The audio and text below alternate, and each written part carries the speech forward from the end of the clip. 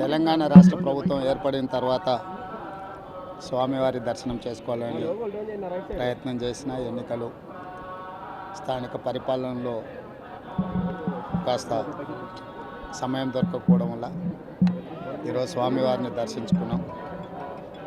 రెండు రాష్ట్రాల సత్సంబంధాలు కొనసాగాలని, రెండు రాష్ట్రాల అభివృద్ధి పదం వైపు నడవాలని, ఆంధ్రప్రదేశ్లో ఏర్పడబోయే ప్రభుత్వము ఆ రాష్ట్ర ముఖ్యమంత్రితో తెలంగాణ ముఖ్యమంత్రిగా సత్సంబంధాలతో సమస్యలన్నిటిని కూడా పరిష్కరించుకొని కలిసికట్టుగా నడిచి రెండు రాష్ట్రాలు అభివృద్ధి పదం వైపు నడిపించే విధంగా ఒకరికి ఒకరు సహకరించుకొని ముందుకు వెళ్ళాలని ఆకాంక్షించను.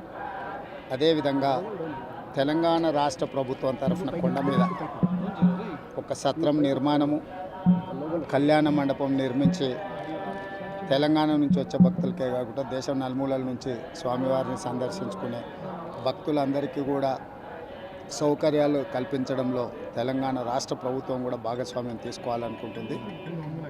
ఈ ఫలితాల ప్రక్రియ ముగిసిన తర్వాత తప్పకుండా తెలంగాణ రాష్ట్ర ప్రభుత్వం తరఫున సత్ర నిర్మాణానికి అవకాశం ఉంటే కళ్యాణ మండపం నిర్మించి స్వామివారి సేవ కొనసాగించాలని రాష్ట్ర ప్రభుత్వం భావిస్తుంది. తప్పకుండా తొందరలోనే ఆంధ్రప్రదేశ్ ముఖ్యమంత్రిని కలిసి విజ్ఞప్తి చేసి ఇక్కడ స్వామివారి సేవలో తెలంగాణ రాష్ట్ర ప్రభుత్వం కూడా భాగస్వామ్యం తీసుకోవాలని కోరుకుంటున్నాం. కొండ మీద రాజకీయాలు మాట్లాడకూడదు. తప్పకుండా మంచి వాతావరణం ఉంది, వాతావరణం కూడా అనుకూలించింది. గత సంవత్సరం కరువు వచ్చిన, తాగునీటి సమస్య ఉన్న సమస్యలను అధిగమించి మంచి ఋతుపవనాలు, మంచి కాలం అవుతున్నది. వానలు పడాలి, పంటలు పండాలి, రెండు రాష్ట్రాలు సుభిక్షంగా ఉండాలనే మా ఆలోచన.